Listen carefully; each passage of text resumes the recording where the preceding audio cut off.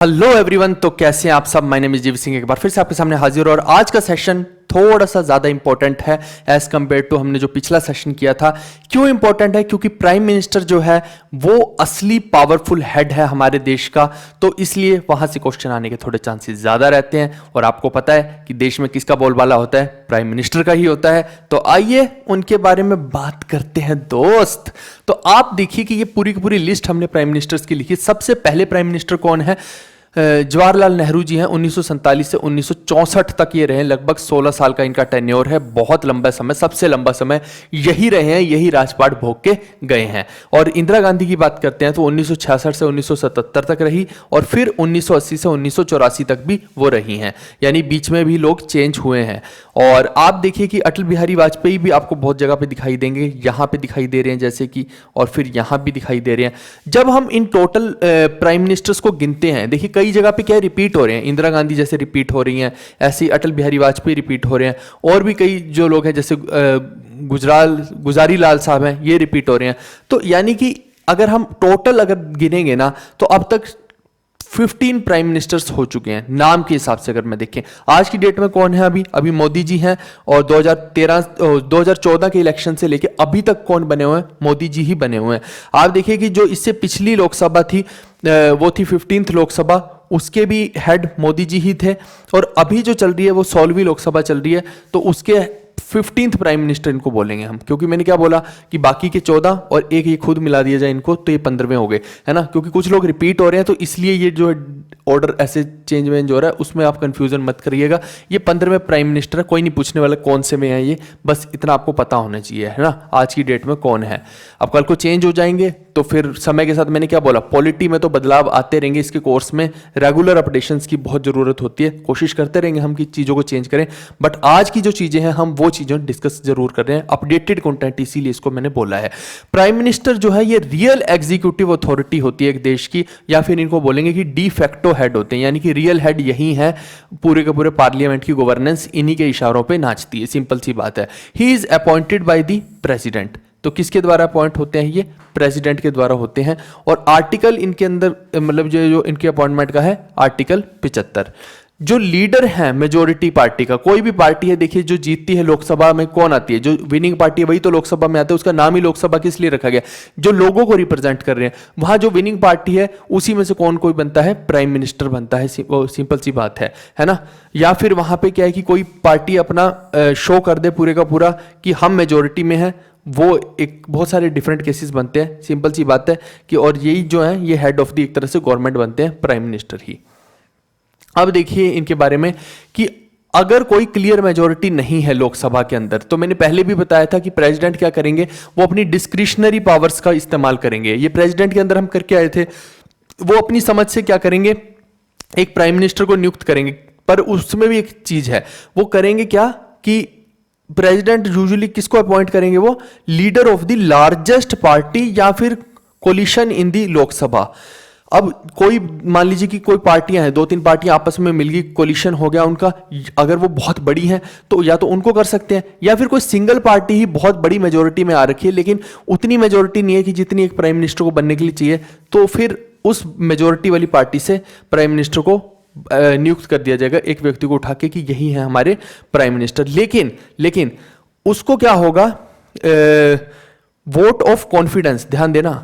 उनको क्या है, 1 महीने के अंदर, विद इन ए मंथ, इस लोकसभा के हाउस में वोट ऑफ कॉन्फिडेंस दिखाना पड़ेगा। यहां पे मेजोरिटी ऑफ लोगों को अपने साथ करना पड़ेगा। 1 महीना उनको मिलेगा। अगर लोगों ने उनका साथ दिया तो फिर आगे वो कंटिन्यू कर सकते हैं। जो प्राइम मिनिस्टर है, that may be the member of any of the 2 houses of parliament. जैसे प्रेसिडेंट है, वो किसी भी हाउस के मेंबर नहीं हो सकते हैं, ये हमने बताया था। लेकिन प्राइम मिनिस्टर जो है वो किसी भी हाउस के मेंबर भी हो सकते हैं। और ये यूजुअली होता ही है, वो हाउस के मेंबर तो होंगे ही होंगे। उसका कारण है कि बहुत सारे आप देखिए ना, लेजिस्लेटिव असेंबली के अंदर ही तो बहुत सारे रूल्स रेगुलेशंस बन रहे हैं, इतने सारे चेंजेस आ रहे हैं। तो वो बिना प्राइम मिनिस्टर के कैसे हो सकते हैं? जबकि हम बोले यही तो रियल हेड है एक तरह से, तो ये तो होंगे ही होंगे वहां के पार्ट। सिंपल सी बात है। If a person is not an MP, मान लीजिए कि अगर एक व्यक्ति एमपी नहीं है, यानी मेंबर ऑफ पार्लियामेंट नहीं है, दोनों ही हाउसेस के अंदर वो नहीं है, समझिए, दोनों ही हाउसेस में नहीं है, ना वो राज्यसभा का मेंबर है ना ही वो लोकसभा का मेंबर है, तब भी क्या वो प्राइम मिनिस्टर बन सकता है? जी हां, वो बन सकता है व्यक्ति। और बाकी का कोई मिनिस्टर भी बन सकता है, सिर्फ प्राइम मिनिस्टर नहीं, बाकी का मिनिस्टर भी बन सकता है वो। How ever he will remain so only for a 6 consecutive months, लेकिन वो ऐसा सिर्फ और सिर्फ 6 महीने के लिए ही बन सकता है। अगर उसको आगे कंटिन्यू करना है तो उसको फिर यहां की सीट हासिल करनी पड़ेगी, है ना, लोकसभा या राज्यसभा, दोनों में से कोई एक सीट उस व्यक्ति को अगले 6 महीने में हासिल करनी पड़ेगी, तभी वो कंटिन्यू आगे प्राइम मिनिस्टर बन के रह सकते हैं, नहीं तो 6 महीने के बाद उनको अपना त्याग पत्र देना पड़ जाएगा। जो लॉन्गेस्ट टेन्योर अब तक का है वो पंडित जवाहरलाल नेहरू का है। मैंने बताया था आपको थोड़ी देर पहले भी, 16 साल तक ये बन के रहे प्राइम मिनिस्टर। और जो शॉर्टेस्ट है वो अटल बिहारी वाजपेयी का है। मैंने बताया था आपको कि अटल बिहारी वाजपेयी, जैसे मैंने बोला कि वो मल्टीपल टाइम्स बन रखे, लेकिन एक ऐसा दौर आया था जिसमें वो केवल और केवल 16 दिन बने थे प्राइम मिनिस्टर। बाद में वो लंबे समय के लिए बने थे, लेकिन शुरू में वो एक बार 16 दिन के लिए ही बने थे। आगे आते हैं हम। अब देखिए यहां पे कि no confidence motion was first used against किनके द्वारा हुआ, किनके लिए हुआ था, पंडित जवाहरलाल नेहरू के। नो कॉन्फिडेंस मोशन में क्या है कि इनको अपना त्याग पत्र देना पड़ जाता है, यानी कि सरकार एक तरह से वहां पे टूट जाती है। तो यानी कि सरकार इन द सेंस की प्राइम मिनिस्टर को हटना पड़ेगा, यानी नॉन कॉन्फिडेंस मोशन, हमें आपके ऊपर कॉन्फिडेंस नहीं है, आप प्राइम मिनिस्टर नहीं रह सकते। सिंपल सी बात यह है कि आपको हटा दिया जाएगा। जैसे प्रेसिडेंट को इंपीच कर दिया जाता है, ऐसे ही इनको एक तरह से समझ लीजिए कि इंपीच कर दिया गया, है ना। ये पंडित जवाहरलाल नेहरू के साथ हुआ था 1963 में, पहली बार ऐसा, है ना। और इनको ये चीज किसने प्रपोज की थी उस टाइम पे, आचार्य कृपलानी ने की थी, पहली बार ऐसा हुआ था। एंड वो सक्सेसफुल अगेंस्ट अटल बिहारी वाजपेयी इन 1996। मैंने क्या बोला, अटल बिहारी वाजपेयी जैसे 16 दिन के लिए बने तो उनके अगेंस्ट भी ये चीज हुई थी। तो अगेन वही चीज मैं बता रहा हूँ, इसको क्या बोलते हैं हम, नो कॉन्फिडेंस मोशन बोलते हैं। इसको इंपीचमेंट नहीं बोलेंगे क्योंकि ये अलग चीज होगी, प्रेसिडेंट के लिए नहीं है, ये प्राइम मिनिस्टर के लिए, इसलिए इसको नो कॉन्फिडेंस मोशन मिलेंगे कि हमें इन पे कॉन्फिडेंस नहीं है। और यही चीज एक बार मोरारजी देसाई के लिए भी लागू करवाई गई थी, स्टार्ट की गई थी, प्रपोज की गई थी, लेकिन उन्होंने क्या किया था, पहले ही रिजाइन दे दिया था। तो इसीलिए जब उन्होंने पहले ही रिजाइन दे दिया तो फिर ये चीज हो ही नहीं पाई। जब पहले ही दे दिया तो भाई फिर कहां से होगा नो कॉन्फिडेंस मोशन उनके लिए।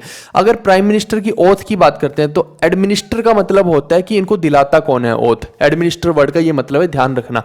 तो आप देखिए ये हमारे जैसे मोदी जी हैं, तो इनको ओथ किसने दिलाई थी, ये कौन है, ये है रामनाथ कोविंद जी, है ना। तो ये हमारे उस टाइम पे क्या थे, प्रेसिडेंट थे। आज की डेट में अब आप सोचेंगे कि भैया यहाँ द्रौपदी मुर्मू जी क्यों नहीं है, भाई आगे जब मोदी जी बनेंगे अपकमिंग इलेक्शंस में तब द्रौपदी मुर्मू जी आएंगी ना यहाँ पे। जब वो पहले बने थे तो उस टाइम पे जो प्रेसिडेंट है वही तो ओथ दिलाएंगे ना।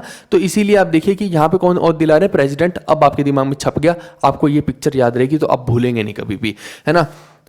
And he holds office during the pleasure of the president, यानी कि एक तरह से ये समझ लीजिए कि प्रेसिडेंट की कृपा से ही ये ऑफिस को होल्ड कर रहे हैं, सिंपल बात ये है। He is the chairman of the, अभी देखिए प्रेसिडेंट प्राइम मिनिस्टर जो हैं ये बहुत सारी कमेटीज के और बहुत सारे कमीशंस के जो है चेयरमैन रहते हैं। जैसा कि एग्जांपल के तौर पे बताएं तो प्लानिंग कमीशन है, जिसको आज की डेट में लोग नीति आयोग बोलते हैं, उसके जो मेन चेयरमैन रहते हैं वो प्राइम मिनिस्टर ही रहते हैं। फिर ऐसे ही NDC, national integration council, interstate council, national water resources council, इन सब के भी चेयरमैन कौन रहेंगे, हमारे प्राइम मिनिस्टर साहब ही रहेंगे। अब रही बात नीति आयोग की, तो चलिए इसके बारे में बात कर लेते हैं कि नीति आयोग के देखिए चेयरपर्सन तो यही रहेंगे हमेशा, ठीक है, मोदी जी, यानी कि प्राइम मिनिस्टर रहेंगे। लेकिन वाइस चेयरपर्सन कौन है, तो आज की डेट में वो है श्री सुमन बेरी, ये है श्री सुमन बेरी। अब देखिए कल को ये चेंज हो जाए, मैंने क्या बोला कि पॉलिटी में बहुत सारी चीजें चेंज हो सकती हैं, तो मैं साथ के साथ आपको बताता जा रहा हूं कि ये भैया ये चेंज हो सकते हैं, इनको कॉपी में लिख लो कहीं और चेक कर लेना।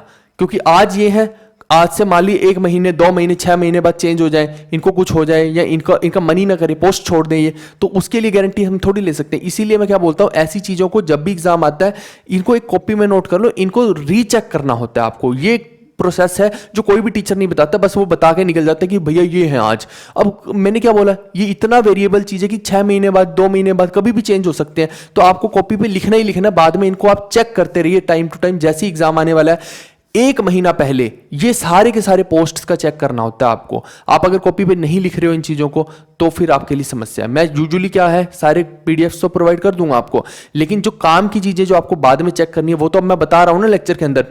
नहीं तो पेड सेशंस का फायदा क्या है, फिर तो कोई मतलब ही नहीं आपका ये सेशंस को देखने का।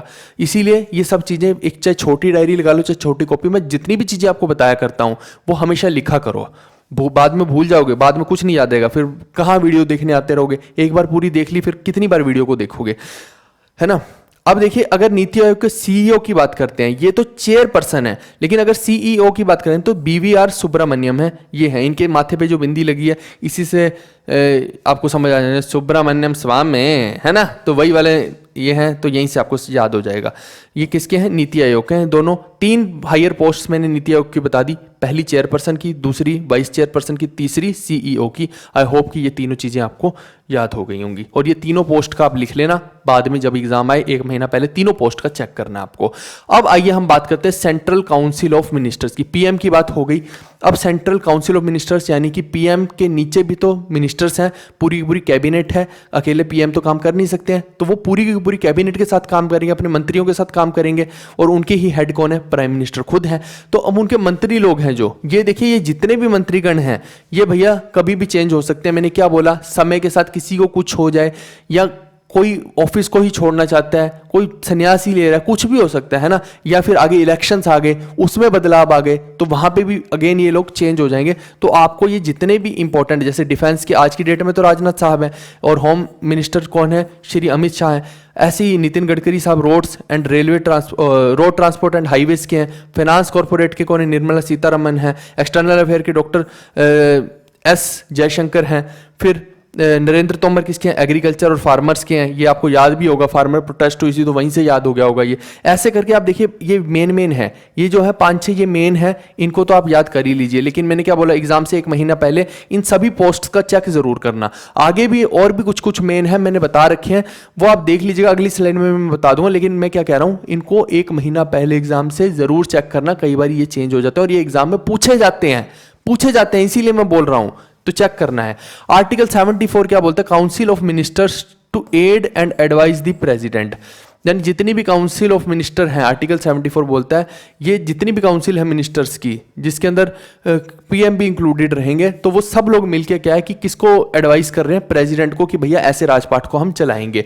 अब ये एडवाइस जो है, किसी भी कोर्ट में जाके प्रेसिडेंट ये नहीं कि इसकी इंक्वायरी करने लग जाए, ऐसा नहीं कर सकते।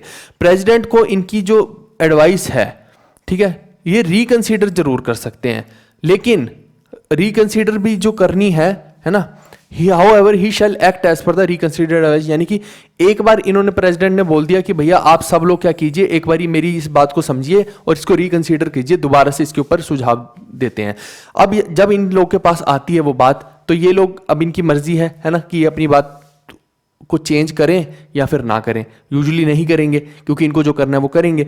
तो सिंपल सी बात है, ये वापस से प्रेसिडेंट को बोलेंगे भैया ये हमने बता दिया आपको, रिकंसीडर करके अपने एडवाइस, तो सेम ही चीज़ आगे भेज देंगे वापस से प्रेसिडेंट के पास। अब प्रेसिडेंट के पास कोई कंडीशन नहीं है कि इसको वापस कर दे, उनको वो चीज़ माननी ही पड़ेगी। फिर आर्टिकल 75 जो बोलता है other provisions as to the minister, इसमें बहुत सारी और प्रोविजंस है जो मिनिस्टर्स को दी गई हैं, ठीक है। बस ये आपको मोटे मोटे तौर पे अगर other provisions to the minister आ जाए तो आप मार्क कर देना, बहुत ज़्यादा इंपॉर्टेंट नहीं है। फिर आर्टिकल जो पीएम है, PM shall be appointed by the president, मैंने अभी तो समझाया आपको कि वही तो ओथ दिलाते हैं, तो वही अपॉइंट करते हैं। और जो अदर मिनिस्ट्री हैं, ये अदर मिनिस्ट्री इतनी सारी बता रखी है, फिनांस हो गई, डिफेंस हो गई, रोड हो गई, होम अफेयर्स हो गई, बहुत सारी है ना। तो इनके अंदर जो अपॉइंटमेंट्स होंगी ये करेंगे तो प्रेसिडेंट ही, लेकिन किसकी एडवाइस के साथ करेंगे? पीएम की एडवाइस के साथ। अब मुद्दे की बात ये है कि नाम के लिए तो प्रेसिडेंट कर रहे हैं, लेकिन करवा कौन रहा है? वो पीएम साहब करवा रहे हैं इनसे, कि मेरे ये बंदे हैं, इनको आपको ये हमारा मिनिस्टर बनाना है। ये कुछ और है जिसके अंदर मैंने कोल माइंस का अक्सर पूछ लिया जाता है, सोशल जस्टिस का पूछा जा सकता है, पेट्रोलियम के पूछे जा सकते हैं, पावर एनर्जी के पूछे जा सकते हैं। ये मेन कुछ और हैं जो आपको याद करने चाहिए, और जैसे एग्जाम आए उस टाइम पे इनके बारे में थोड़ा सा नेट पे सर्च जरूर कीजिएगा कि आज की डेट में कौन है। अब मैक्सिमम स्ट्रेंथ देखी जाए मिनिस्टर्स की, तो इंक्लूडिंग द पीएम, वो क्या होती है? 15% of the total number of members of the house of the people, यानी हाउस ऑफ द पीपल हो गए लोकसभा। लोकसभा में जितने भी मेंबर हैं उसका 15% निकाल लीजिए, है ना। 15% निकाल लिया तो उससे ज्यादा नहीं होनी चाहिए ये सब मिनिस्टर्स की स्ट्रेंथ। ये नहीं कि इतने मिनिस्टर बना दिए कि भैया लोकसभा की सीट से भी ज्यादा तो मिनिस्टर बना दिए कि सबको एक एक सीट देते हैं मिनिस्टर की, ऐसा नहीं होता। 15% पूरी की पूरी स्ट्रेंथ की क्या बनती है? सीट्स बनती हैं मिनिस्टर्स की, काउंसिल ऑफ मिनिस्टर्स की, इससे ज्यादा नहीं बनती है। ये किस समय ये बिल लेके आया गया था? ये लेके आया गया था 91st अमेंडमेंट एक्ट 2003 के तहत, ठीक है। उससे पहले ऐसा नहीं था। Ministers shall hold the office during the pleasure of the president and they shall be collectively responsible for the Lok Sabha. Again वही है कि प्रेसिडेंट के रहमो करम पे, ये लिखने वाली बातें हैं सारी की सारी कि जब तक प्रेसिडेंट है तब तक ये हैं मिनिस्टर, प्रेसिडेंट नहीं तो मिनिस्टर नहीं, ये वो वाली सीन हो रखी है कहानी, है ना। तो ये कहने की बात है कि इनके प्लेजर में, इनके रहमो करम पे हैं ये सारे के सारे।